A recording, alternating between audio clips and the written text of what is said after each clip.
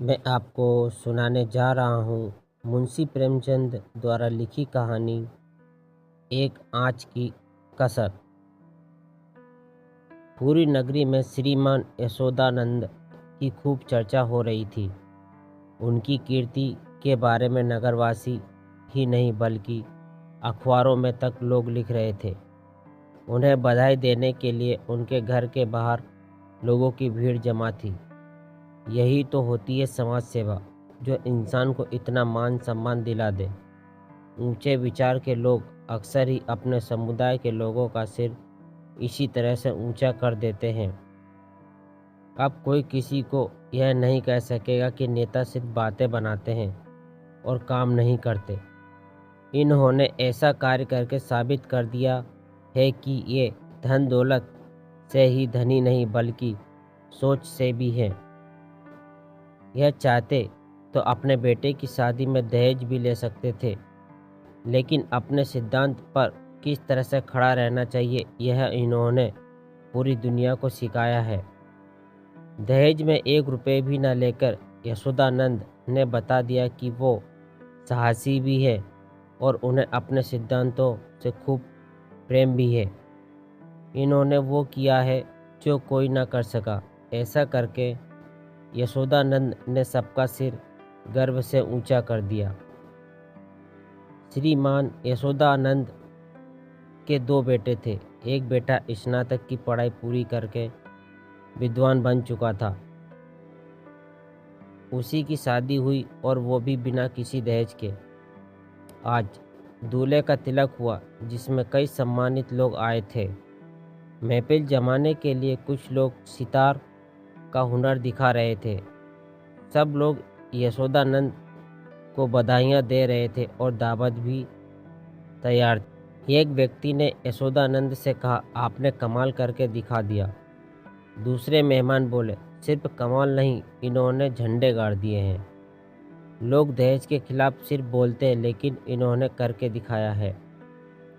फिर तीसरे अतिथि कहने लगे, लोग पहले दहेज ले लेते हैं और फिर उस पर पर्दा डालने के लिए कहते हैं कि मुझे नफरत है दहेज से, लेकिन लड़की की दादी, माँ या कोई तीसरा नहीं माना। तभी चौथे सम्मानित पुरुष बोले, आप जानते नहीं, कितने तो ऐसे लोग हैं जो कहते हैं कि हमने अपने बेटे की पढ़ाई में खर्च किया है, उस पैसे को तो वापस लेना ही था। उन्हें सुनकर लगता है कि उन्होंने बेटे की शिक्षा पर खर्च करने की जगह पैसा बैंक में जमा करवाया हो। सबको सुनने के बाद 5वें व्यक्ति कहते हैं, मुझे समझ आ रहा है कि आप सब लोग मुझे सुना रहे हैं। क्या सारा दोष लड़के वालों का होता है, लड़की वालों का कोई दोष नहीं? यह सुनते ही बात को शुरू करने वाले पहले सज्जन ने पूछा, इसमें लड़की वालों का दोष कैसे? सिर्फ इतना ही, वो लड़की के परिवार वाले हैं। दूसरे मेहमान ने भी 5वें से सवाल किया, हाँ, सारा दोष भगवान का है कि उसने लड़कियों की रचना की है। क्यों? तभी 5वां व्यक्ति बोला, मैंने ऐसा नहीं कहा कि सारा दोष लड़की वालों का है, लेकिन लड़की और लड़के वाले दोनों ही बराबर के दोषी हैं। लड़की वाले पैसा नहीं देंगे तो कम से कम उन्हें ऐसी शिकायत करने का भी हक नहीं होगा कि लड़की के लिए अच्छा दूल्हा का जोड़ा क्यों नहीं लाए, बाजे गांजे अच्छे क्यों नहीं हैं, क्यों? चौथे इंसान ने कहा, आपकी बात पर गौर करना चाहिए। फिर 5वां कहने लगा, बस तो आपको मानना होगा कि लड़कों की तरह से दिए जाने वाले गहने जोड़े भी दहेज की तरह ही एक ऐसी प्रथा है जिसका त्याग होना चाहिए। यह सब सुन रहे यशोदानंद ने कहा, यह सब बेकार की बहानेबाजी है। मैंने दहेज नहीं लिया तो क्या मैं अपनी बहू के लिए गहने और कपड़े नहीं ले जाऊंगा? इतने में इस बातचीत की शुरुआत करने वाला पहला व्यक्ति बोला, आपकी बात एकदम अलग है। हम जैसे आम लोगों में आप नहीं आते हैं, आपकी गिनती देवता में होनी चाहिए। दूसरे ने जवाब में सिर हिलाते हुए कहा, आपने दहेज की इतनी बड़ी रकम छोड़ दी, बहुत खूब। यशोदानंद तभी बोल पड़े, मेरी बड़ाई मत कीजिए, मेरा साफ मानना है कि इंसान को अपने सिद्धांत पर ही चलना चाहिए। सिद्धांत के सामने पैसों का कोई मोल नहीं होता है। मैंने भरी सभा में कभी दहेज जैसी कुप्रथा के बारे में कुछ नहीं कहा, लेकिन इस प्रस्ताव पर कॉन्फ्रेंस में मैंने हामी भरी थी और मैं इससे बंध चुका हूँ। मैं चाहकर भी दहेज नहीं ले सकता हूँ।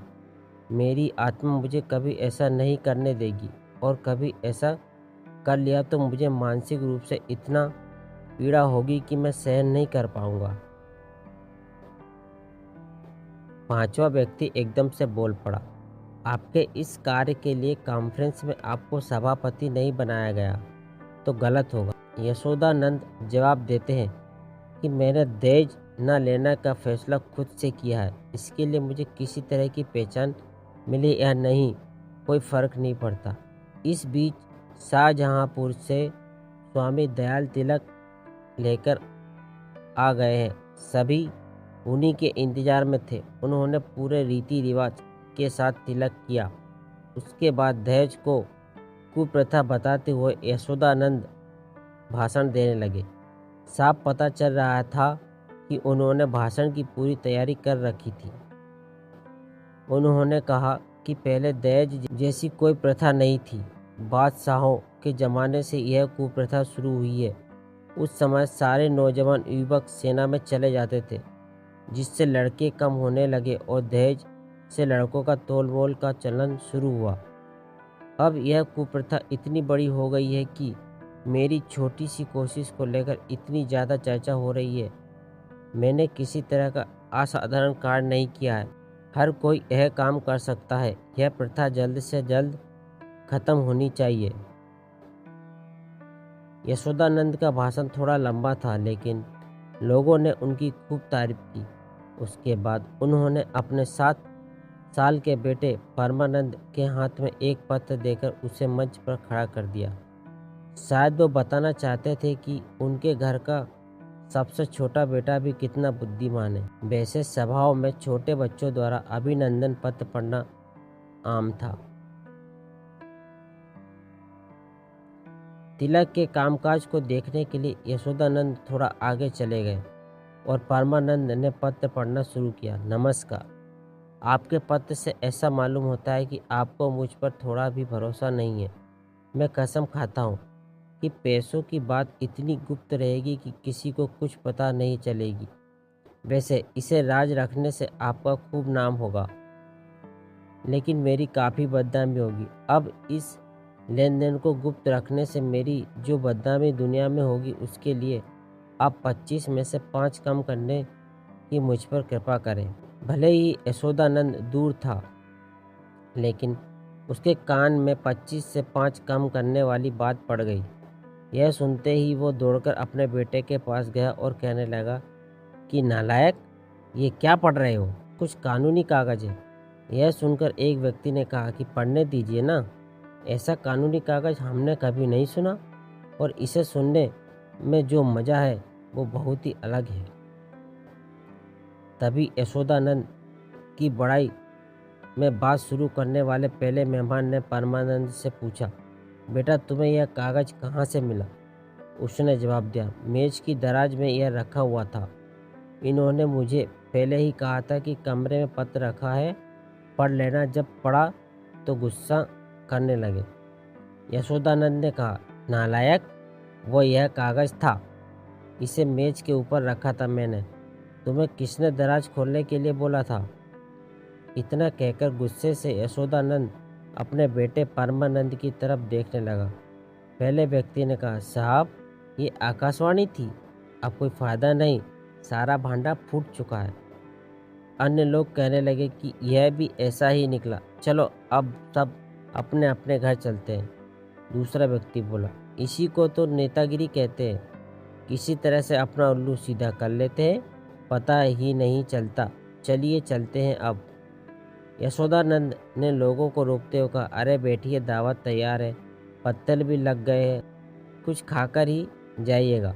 तीसरे इंसान ने एकदम पूछा, आपको इस तरह की हरकत करते हुए शर्म नहीं आई? इतना सम्मान जो मिला था वो असली त्याग से मिलता है, इस कदर धोखाधड़ी से नहीं। चौथे व्यक्ति ने कहा, नहीं नहीं, इन्हें धोखाधड़ी से ही मिल गया था सब कुछ, बस एक आंच की कसर रह गई सब कुछ में। पांचवा अतिथि बोला, झूठा दिखावा करने वालों को भगवान इसी तरह से सजा देते हैं।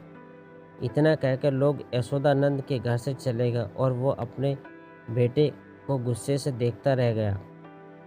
उधर रास्ते में जाते हुए लोग यशोदानंद के घर हुए उस पूरे नाटक के बारे में कहने लगे कि पढ़े लिखे धनी और विद्वान लोग भी ऐसी हरकत करते हैं, इन्हें पैसा लेना ही था तो खुरकर लेते, कोई रोक थोड़ी रहा था।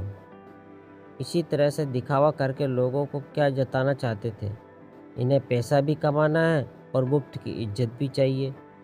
इस पर एक व्यक्ति ने कहा कि अब मुझे यशोदानंद पर दया आ रही है। उसने इतना सब कुछ रचा और अपना झूठ छुपाया, लेकिन आखिर में सब कुछ सामने आ ही गया। बस एक आंच की कसर रह गई। झूठ फरेब की उम्र लंबी नहीं होती, सच कभी ना कभी सामने आ ही जाता है। सच सामने आने का रास्ता खुद ढूंढता है और झूठ का भांडा फोड़ देता है। दूसरी सीख यह मिलती है कि दहेज एक कुप्रथा है जिसे किसी को भी बढ़ावा नहीं देना चाहिए।